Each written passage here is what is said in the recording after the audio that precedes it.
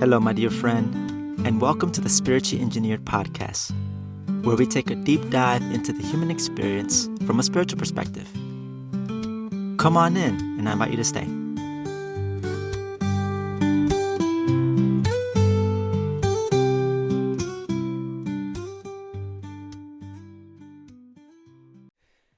Am I moving through life consciously or on autopilot? This is a question that I want to approach and just explore and talk about, and something that I would encourage you to use as a question to check in with yourself. And it could be an opportunity now, anytime really.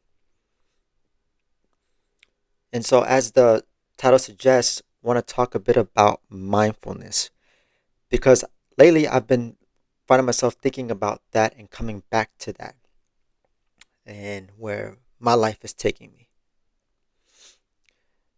And I think it's important to keep coming back to this because I know, well, first of all, I'm going to just kind of preface it to short and sweet and simple because it's something fundamental, it's something basic when it comes to living life.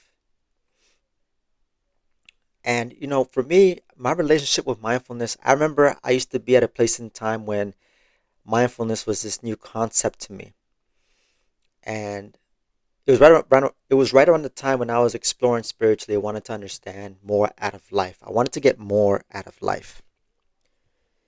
And I remember I was taking some meditation practices and such related to mindfulness. And at that time, I always thought mindfulness was just something that, okay, I'm just going to focus on my breath and then if any distractions, just, you know, it's almost like stay focused. If I find this distracted, I got to get back focused. It's just, it kind of, for me, I took it in such a way where it's like, oh, these thoughts, and, because oftentimes when I would practice mindfulness, my mind tends to drift off and I'm thinking about something and it felt hard to just focus. And I always thought, man, mindfulness, this whole, and at some point I had a concept about meditation where I have to sit down and just meditate, or just to try to meditate like 20 minutes or 15 minutes. I remember there were teachers that were saying, meditate for 15 to 20 minutes. And, and then after I did it, you know, um, at that mindset for myself was hoping that perhaps something would come about in doing it. I don't know. I don't know. It kind of perhaps was too much on the woo woo side, which there is a place for it. Like there's a lot of magical aspects when it comes to living spiritually. But I think it was something that lost sight of the practical. I think just focusing the breath and this, it just almost in some sense made it like it's the end all be all and that's it. And then what? Then what? So in some sense, growing, you know, in my earlier years, I didn't necessarily have a good relationship with mindfulness. And over the years now, compared to then, I've been understanding more about why it's important. And at this point in time where it's like no matter how far in life I go, I'll always come back to that. And that's why I say it's like a fundamental, something basic, you know. And one of the primary reasons that for me it comes up simply is technology. My phone, my iPad, my laptop. I do a lot. I mean, my day job, I'm not on the phone, and in fact, I'm glad that it's one of the aspects of my job that I appreciate because I'm not plugged in on the computer. I mean, the only thing I'm actually using is a phone, but that's just for communicating, and I rarely allow myself to be distracted and really just take in where I'm at when I'm doing something like physical labor, doing trail maintenance. But then when I get home, then that's when I run into challenges, especially when I want to be able to be productive and take care of some projects of mine. That's when I get caught up in all that stuff that's going on. And so for me, from in that regard, is why I find myself coming back to mindfulness. It's funny because when I was thinking about, I was asking my helpers for something to share for this episode to give some perspective, and a couple of things were shared. It's and again, just tying this to mindfulness. If and why I'm appreciating the breath, right? Again, just coming back to my relationship with mindfulness in a much better place than I was before. If you look at the tempo of the breath, right? I don't know what the natural rate. I mean, I can't tell you off the top of my head, but there's a certain rhythm, right, that we all have when we're relaxed and we're breathing. We're not thinking about breathing right now. I am, so I'm not giving you my natural rate, but just when all is relaxed, right, you have a sense of that for yourself, right, because you're not always stressed out 24/7. Although if you find yourself in that situation, I would say find some intervention because that's not healthy. That's too much. There's only too much stress that we can take in spiritually and physically. That it's just eventually things are gonna break down, and that's unnecessary suffering. That's anyway. But going back to just like the how what I would describe in terms of like the breath tempo and the pace, right? I would imagine as a whole, as a collective, say for all intents and purposes, the United States, where I'm at, our current society. So that way, just want to preface it, so make it clear. I can't speak for other countries because I'm not in other countries. I can only speak for where I get most of my information from and where I'm mostly exposed. If if you were to imagine what would the breath rate tempo of our collective society would be, I would say it's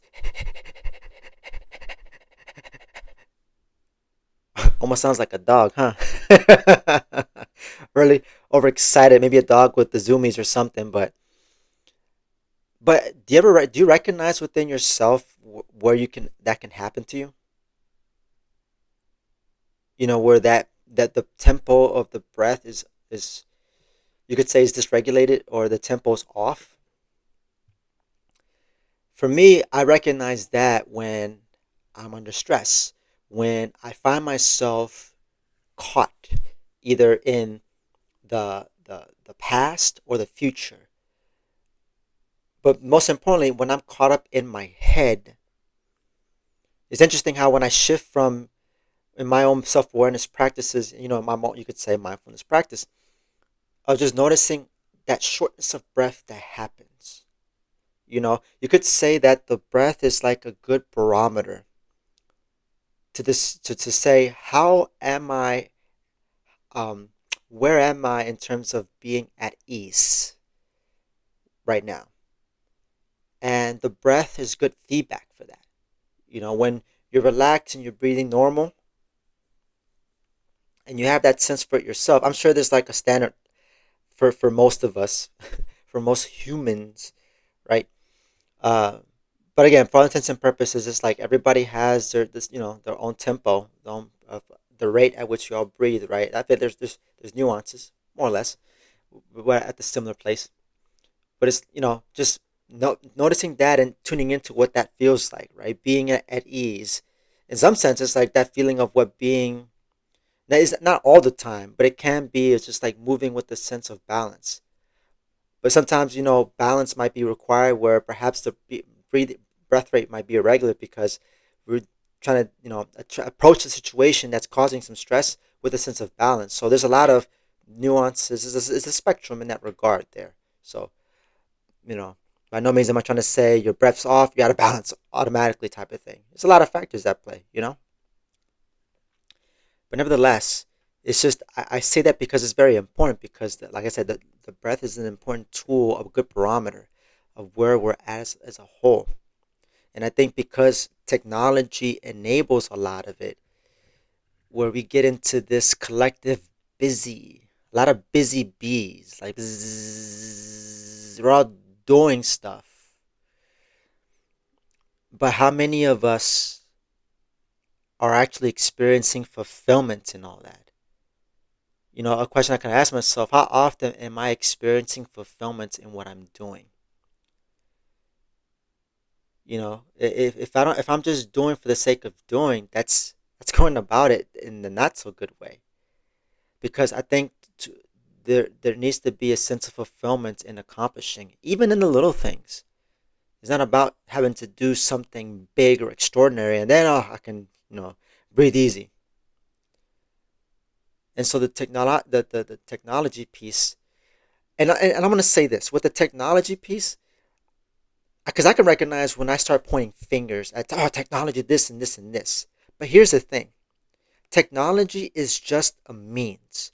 What we see as a collective are the internal programmings, conditionings, behavior of many people that compels to that compels them to abuse technology.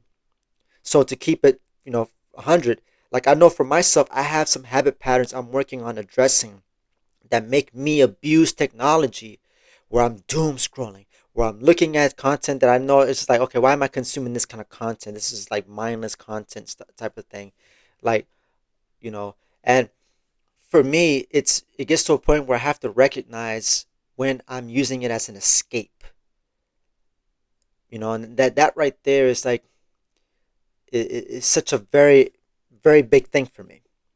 And why the escape?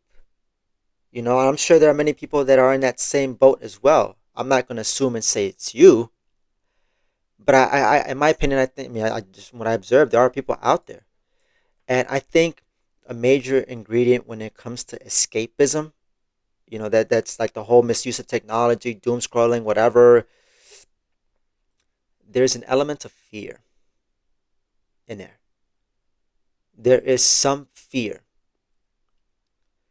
and I know for myself, there's some fears that I know where I can hold myself back from living my best life because of some fear, some subtle small stuff, right? Within myself and within my subconscious is like really deeply ingrained stuff. You could even say it's like fear of success. Because all the stuff that's here that we're experiencing, the things that you're experiencing, are there to help you, not break you down. But by your own autonomy and your own choice, you can command the experiences to break you down. But really, what I'm trying to say there is like, it's like you may, I'll use the I here. I could use the experience I'm having as an excuse to take away from the present moment, right? The challenges usually are oftentimes the common ingredient. I'm in my head. I'm thinking too much. I'm doing like this is the story of my life, you know, and it's either almost always like I'm in the future or I'm in the past. Future, past, future, past. But how often do I come and reconnect with the present moment? And that's something that's been getting to me because I've had some stuff that's come up in the past, you know. And for me, one of this is trying to recover from an accident I had. If you want to know more about that, listen to the previous episode where I talk about that, the one before this one. um, I think it's from grudge to gratitude. Little plug there. If you want to know more about that, but it's just ever since that, I just found myself having these challenges of coming back because my mind would want to jump to a place, playing a scenario, worry, worry, worry.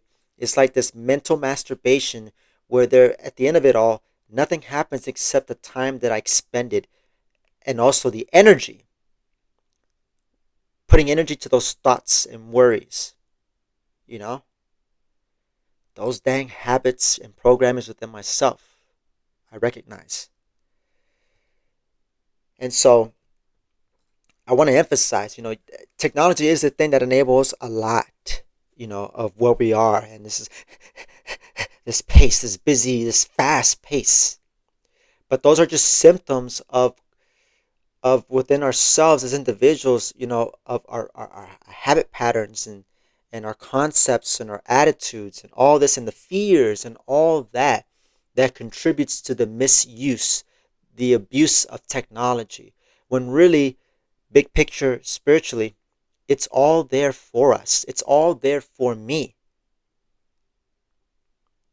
but so how easy it is to forget.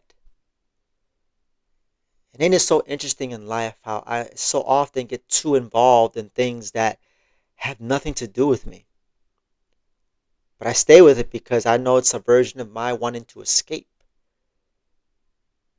And also perhaps wanting the instant gratification and a bunch of other things that are just nothing more than, like I said, enablers.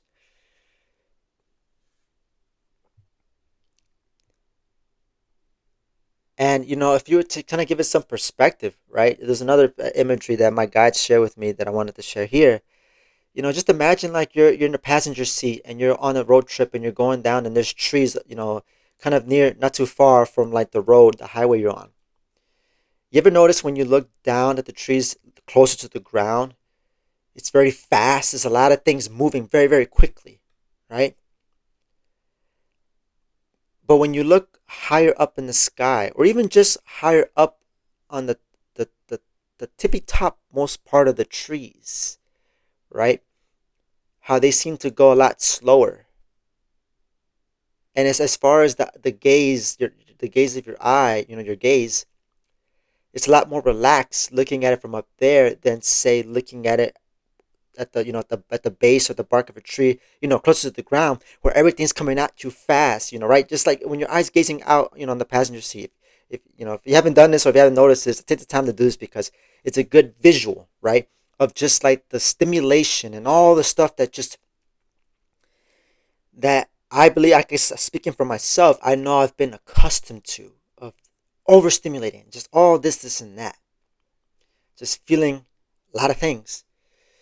And it's just that, but that visual right there is a good way of also kind of describing of just where we're at as a collective. But then again, speaking for myself, you know yourself better than yourself. So whatever resonates, right? That's for you. I know for me, it's just, I find myself with my gaze at the bottom part where it's just so much going on. But in my bringing back with, the whole mindfulness and, you know, why I think it's so important because it's just we when we're stressed out and when we're in our heads, we're in either in the future or in the past. We're not operating in the present moment. But of course, the breath brings us back to the present moment, and that is part of the intent with mindfulness. Is right. Come back to the present moment. Be here. Don't be in my head. But it's also that also to say like not to try to block out thoughts.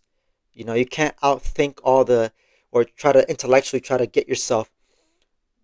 You can't make your way back to being mindful, to being present from an intellectual standpoint, in some ways, at least what I'm learning. And a lot of it is just that, just shifting that focus and having resilience with my focus back to the present. So in that analogy of like being the passenger seat of the car driving, or not driving, but passenger seat, and I'm gazing out the window, it's like kind of developing this habit of bringing my gaze back higher up rather than below, right? And in my building self-awareness practices, the amount of time that I spent, like, nearly a decade now, almost there, in terms of my own spiritual work, it's a very valuable thing. Like what one of the things that mindfulness teaches is just the art of spiritually taking a step back. Because more often than not, as I shared it earlier, and I'll share it again here, is that I'm so involved in what I'm doing. Like my head, like I said, the gaze at the bottom, and there's just so much going on. I'm like, stimulation, I'm in the crap. But I have the ability to take that step back, return my gaze higher up the tree where it's more relaxed and slow, right?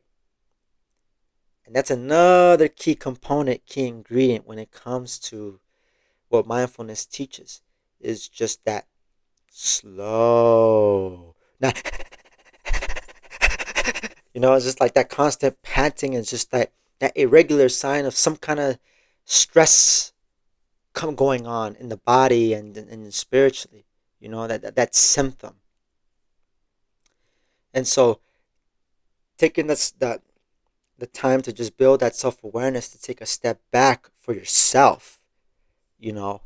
And that isn't to say, and I want to say this, because in life we're going to be in situations where it's going to feel chaotic, and in those moments, that isn't the best time to take a step back, you know, not to like, don't try to figure out things when you're in the middle of the storm. Work through the storm, keep going, right? I want to, share that bit. It's like when it gets to that place when everything's calmed down, and like once your breath has shifted from, you come back to your own tempo, you come back to your tempo, you come back home. Tempo, let me just clarify, Tempo, not temple, tempo. I mean, you could say tempo, come back to yourself, come back home when it's more relaxed after the storm has passed. Then it's from there is to take that step back. But the question that needs to be asked is, how often are we actually doing that important step of taking that step back? Because I'm definitely observed people, it's just like they move from one storm into another, and it's just, again, that busy energy, that busy energy, the busy bee energy, that in the long run is not doing much but just wasting time. And so now, like, with mindfulness, I'm definitely at a different place with it now. And I understand that, for me, mindfulness is that step back to what was shared with me and I'll share with you, is called beingness. Beingness, right? It's coming back to beingness. And that's just perhaps I don't want to say sugarcoated. Perhaps that's just like an exaggerated way of just saying being. I don't know. I don't know what kind of how that would be interpreted, but beingness is another way of just saying being in the present moment. It's just being involved in where I'm at right now, you know. And when it comes to the present moment and why it's always going to be fundamental, all our power, all your power, all my power lies in the present moment. You know, I can worry about X, Y, and Z about the future, right? Or I can get so caught up in guilt in the past. But those two play the past and future are not the current reality, but it's just the now, right now. Like right now, when you're listening to this right now, that moment, the present moment right now. Interesting, right? Because what was a present moment at a certain point now has become a past, right? Or it was a future at some point, then present, then past, and that fluidity of life and the fluidity of moving through time. But all that will ever always be is the present moment. And there's so much power to that, because your spirit guides, our spirit guides, they operate in the present moment. They don't operate in the past, they don't operate in the future. They can sense, right? Because time in the spiritual world is nothing. It's like there is no time in the spiritual world. It's just time is earth game, this material world, right? So it's definitely very dynamic and it's very different. They don't experience things time like we do, right? But because we're here, we have to play the game and play with how time works here, right? So the point is not to focus on, oh, what's the new way of, um, or like, or the point is not to get caught up in that. Perhaps like for me, it would be pointless to try to get caught up in like how, you know, getting intellectual. There we go. About time and stuff like that. It's just, if anything, it's like how can I work better with my time, and developing those practices. The mindfulness practices. I think coming back to the present moment when I find myself distracted or caught up. That right there is an art. That is right there is a soft skill, a muscle, a spiritual muscle that needs to be developed. Because I'm sure when life be life, and guess is gonna be cut. Guess is gonna be thrown overboard off the present boat. At least in my own, your boy right here. And that's okay because I can always come back. That's the thing. I might get capsized on my boat, on my present boat, using the boat as an analogy here. But I can always come back and get on top. But the kicker is like, are my habits? identifying the habits and stuff that make me stay off, and I just go on that detour, or I'm just in this tangent that's not doing anything, right? It's just like, how do I get myself to come back? And that's why I appreciate, a lot of what mindfulness has taught me, at least looking back now, right? Kind of drawing forth the lessons there, the wisdom in that, in those teachings, the teachers before me, and what I've learned is, that the power of just of coming back. But again, it's never gonna change. Like that, it's always gonna be like true, like, and like, and even like when it comes to the future, like I know for myself, I get worried. I don't know about you, I get worried. But what I do now, I take into tomorrow. What you do now, you take into tomorrow. And yes, tomorrow's never promised, but it sure as hell depends on what I'm doing right now. It depends. Your tomorrow, right? Your future depends on what you're doing right now at this moment. So, again, I want to bring that question that I shared earlier. Am I moving through life consciously or on autopilot? It's funny how that human nature is just like our brains or whatever it is that wires us to want to go on autopilot, to automate things. Must be the rhythms and routines, the cycles, day and night, the seasons that enables this. But all this is normal because we all move through rhythms and routines. I mean, there's the rhythms and routines of the universe.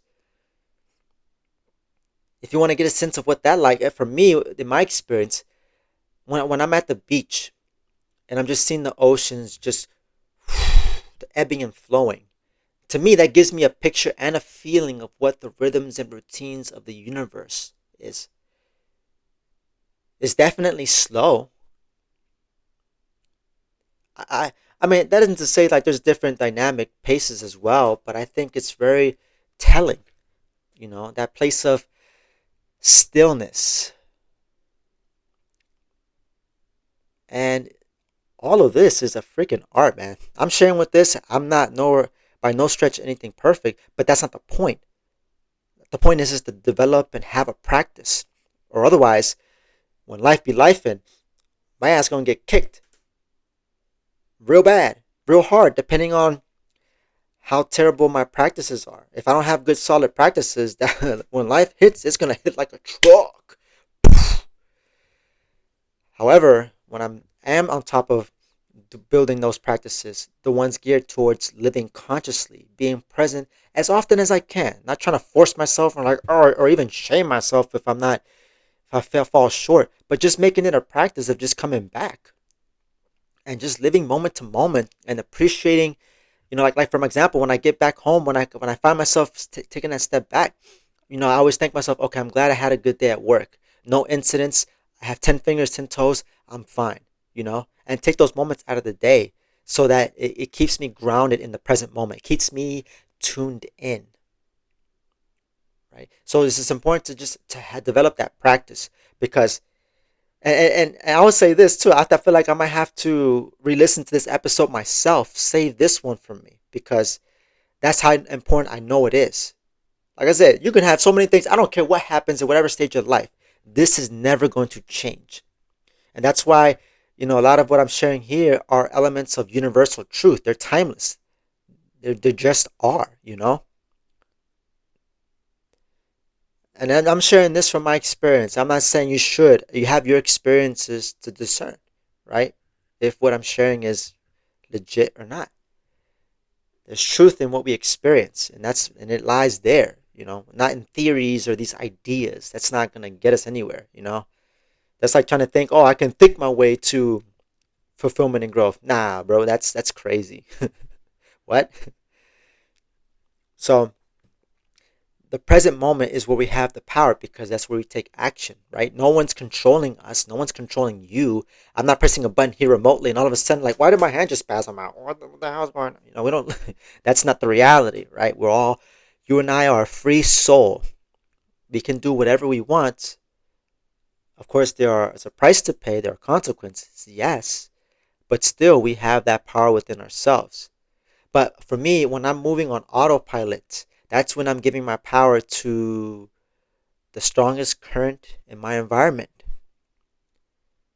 Something to chew on here. It's like that's why I think it's important to be a decisive person. To be decisive is a very powerful spiritual quality, because what I'm learning is that if I don't decide for myself, someone else will decide for me. That's just a fact. They will do it unconscious or consciously. If I don't decide for if you don't decide for yourself, someone else will. They will do it for you, and you will give them your power and consent to it, or unconsciously consent to it. And again, this is what happens on autopilot, right? Being reactionary, stimulated, right? No sense of that building, so that awareness, and that taking a step back, the breath, recalibrate.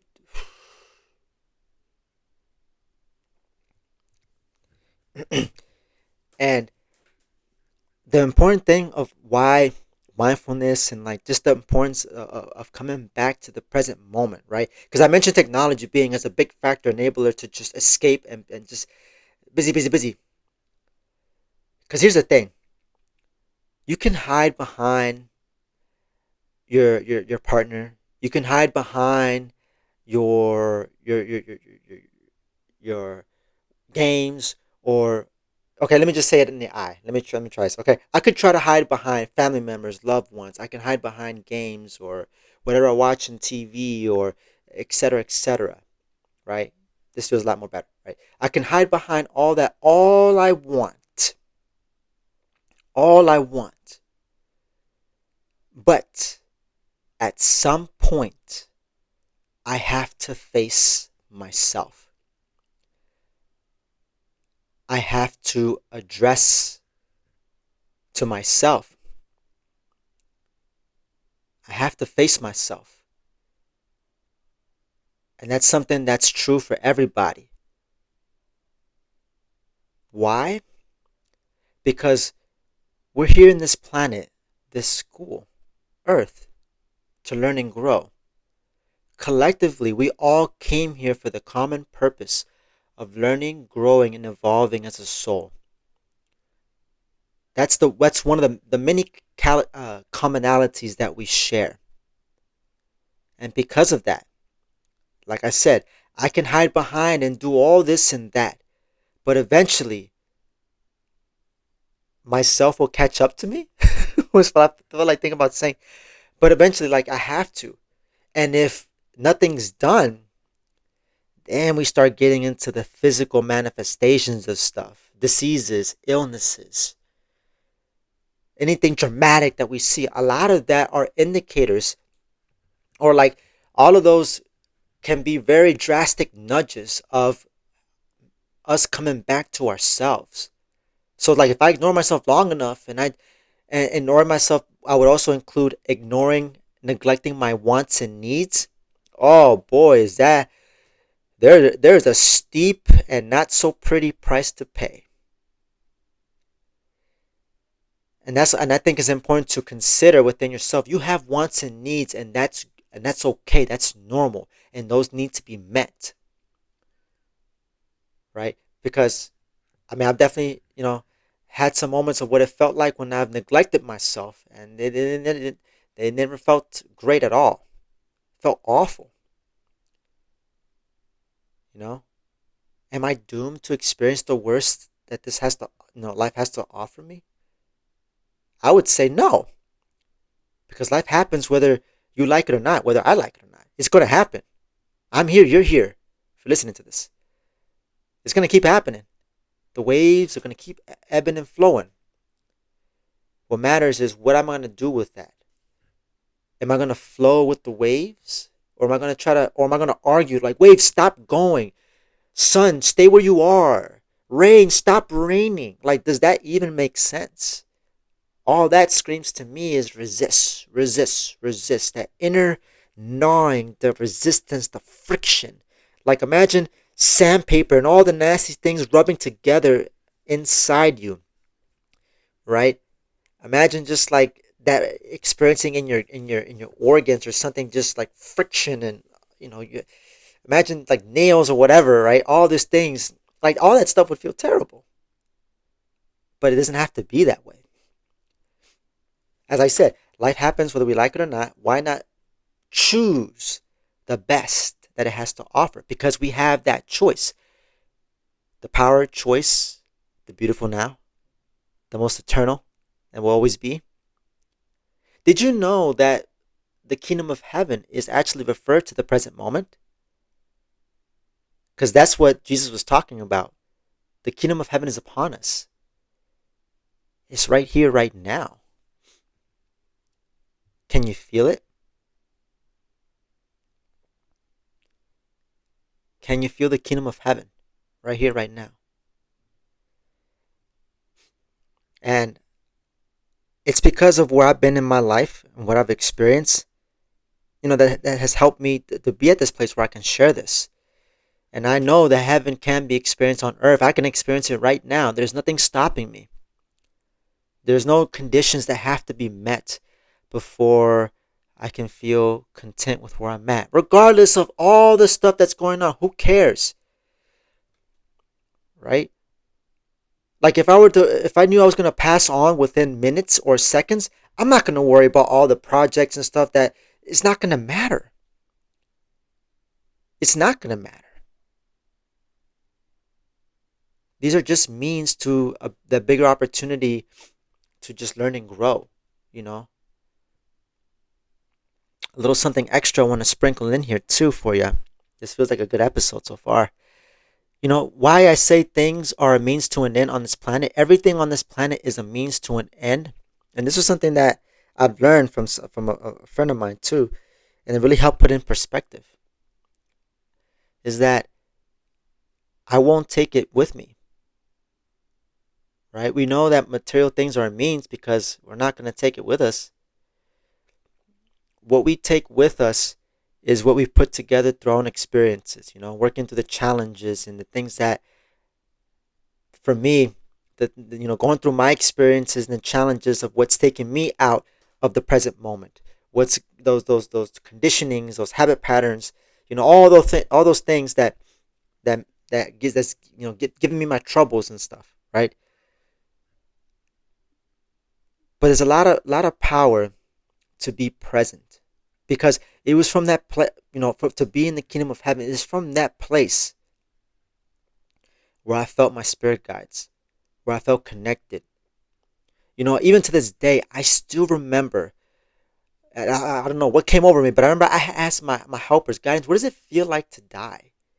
What does it feel like to die? And let me tell you something. It was gentle. It was lightning. It was blissful. Like I remember that I felt bubbly like a child. That's the crazy thing too.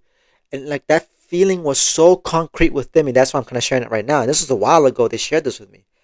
You know, it's an interesting thing of just having relationships with our spirit guides. Like, if it, and which, by the way, if you want to develop your relationship with your spirit guides who are there with you 24/7, please check out the show notes for some resources there for you. See if how I can be of service as well. But just being at that place, just has helped me experience and felt a lot, and all of that has contributed to my greater understanding of the big picture of life, and why when it comes to spirituality, it's all about simplicity. It's all about the simplicity of things. And when it comes to living spiritually, it's like understanding the game that we're playing here in this school, right? Understanding the game, and and that goes through practicing, evaluating, practicing, getting into a nice flow, working with the routines, cultivating and using my childlike part within me to, curiosity, joy, having fun. All of these things are so essential, because, and all those things, again, the common ingredient, I want to keep doing this, coming back to the present moment, the kingdom of heaven, you know? Think about it. I think children spend more time in the kingdom of heaven than adults do, understandably. Obviously, because the conditioning and the programming hasn't gotten away, but hello, it's the conditioning and programming that has separated, speaking for myself, that has separated me from the kingdom of heaven. All it takes of just healing, undoing those programming, and I all of a sudden I'm like, okay, I'm getting into this now, but newer groove of coming back to me, baby. You know what I mean? Coming back to yourself, and that's why it's an important thing, and all of this to say too. That's why I want you to have a different perspective on the word selfish, because selfish shouldn't be all bad, because you have yourself that you need to operate from. Because if you're not operating from your sense of self, then who are you operating out of? If I operate anything other than me, if I operate out of anything but me, then that's not authentic. That's that's robotic. That's very, yeah, that's just kind of feels sounds like AI in some sense. It's not authentic. It's not even sincere. So I just want to share that little tidbit as well. But yeah, man, this episode has been a good one. And like I said, I share all this knowing damn well that moving forward, I'm gonna have newer experiences, but reminding me of again the same things, the basics and fundamentals. And that's really again coming back to like of mindfulness, right? The basics and fundamentals of life, the breath. Even the breath itself is equated with life. And when that gets thrown off, that's a good powerful symbol of just like the disruption that like, oh, I'm not fully living, but I'm fragmented, right? I'm fragmented. Part of me is here, but then my mind, I'm somewhere else. I'm worried about this thing, right? And again, and I'm not saying this to shame. The point is not to cut it off or like type of thing, because I think whatever it is that's holding us from the present moment, if you can catch it, if you're aware of it, the point is to confront it. It's like to ask myself, what am I going to do about it so that I can come back home? So that, for me, I want to be at a place in my life where I'm more consistently coming back home. Like that's a good barometer for being spiritually successful in terms of like navigating all sorts of environments. Like if you can come back to yourself, even in the midst of a crowd, and you have you can your own breath, your tempo, your energy, home for you. And if you can take that in situations that are like really like a lot of stressors in the environment, I mean that's part of what it is to live spiritual, because it's that aspect of practicality. That's a huge aspect of how I see spirituality is being practical. Is what I'm doing working for me, or is it working against me? It doesn't get any more simpler than that, my friend. You know. So this has been a very good lengthy episode here. I just felt the need to just talk about it, like I said, because this is something that I've been going through lately, that I'm going to continue working through, and that if you find yourself, and above all else, with all this, no matter what, be patient and kind to yourself. Like that's one of the big things I know for me that I'm learning for myself, is just to be gentle with it, because man, that idea of perfection or doing it wrong or all this can be very toxic. But it's all about the process and the practice to mastery, you know. And I think mastery the is in the process. It's a journey, not a destination. Because even those who have mastered something, or let's say, how can I put this? Um, Slip ups can happen, but that's because of what we do, what I do, for example. Like yeah, let's say for example, like I feel like I've mastered riding a bicycle for the most part. I feel pretty good about it, but I have my moments when I slip up. So I share all that just to emphasize it's not about perfection, where it's like, because we're not going to be immune to the pressures. That's not what it means to be one with all things. It's just to be a part and navigate through all that.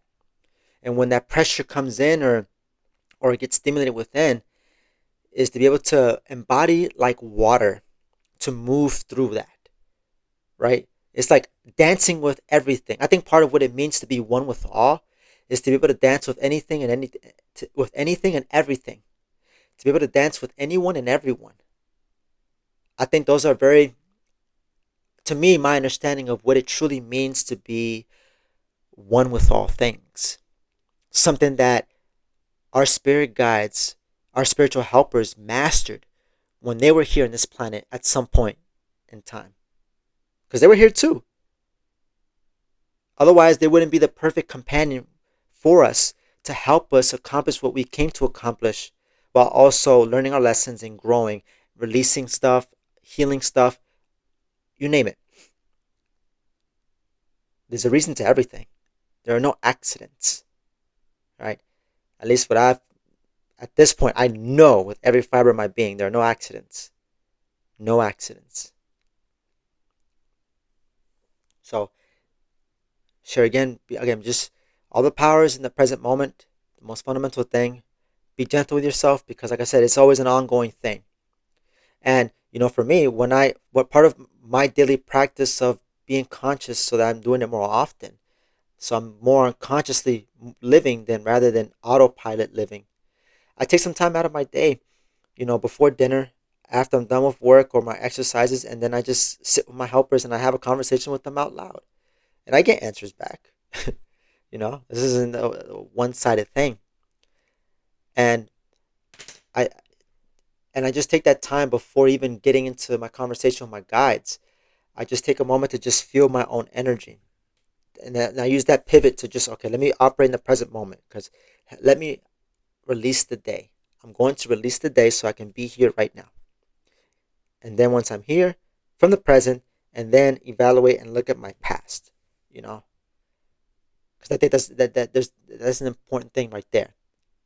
If I'm going to look at, if I'm going to examine the past, I have to be anchored and tuned in the present. That's being detached. That's having that self-awareness, right? That's operating that kingdom of heaven, right? Because it's like I said, it's all that the kingdom of heaven is the only thing that's eternal. The suffering and all that stuff, that's all temporary. Only to the extent that you and I choose that. To that extent. But once we make that decision and we choose to come back home, well then we're back home. So all this to say is take some time for yourself, my friend. Disconnect from technology. You know, be aware of any habits and tendencies that you have that could take you away from the present moment, especially anything that may enable perhaps your use of technology, your misuse of technology, right? I mean, it's not like I said. Technology is just one prime example. It could be something else, right? For everybody, it's different. And I'm not here gonna be out here assuming like this is you. No way I'm gonna do that. I don't know you, you know, but you know yourself more than anybody else. So all this, I just want to share some feedback. Things for like guidelines and stuff to help you navigate and uncover within yourself. That's the point of all this when I'm sharing. My opinions, my perspective, from my experiences, all to help you. And so, and if anything, and if you resonated and relate to any of what I shared, I bow in reverence and appreciation to you. Uh, I know that I'm not alone, and so go forth now and choose then. The kingdom of heaven, because always be eternal, beautiful now, and that's where the mindfulness really is that stepping stone. The practices, the stepping stone back to myself, back to beingness. Just like I know my team are. They're masters at that. They're just being. They're freaking good at it. So I hope you got something out of it. I hope inspired something. Definitely, like I said for myself, I'm probably gonna have to listen to this episode again at some point. My team will let me know. I'll be like, hey, remember that episode you talked about, mindfulness and whatnot? Check it out, type of thing. You know, um, it'll be interesting. So this has been another episode of Spiritual Engineered. I'm your host, Alvin Cepeda, signing out. And as always, take care, my dear friend, and stay present.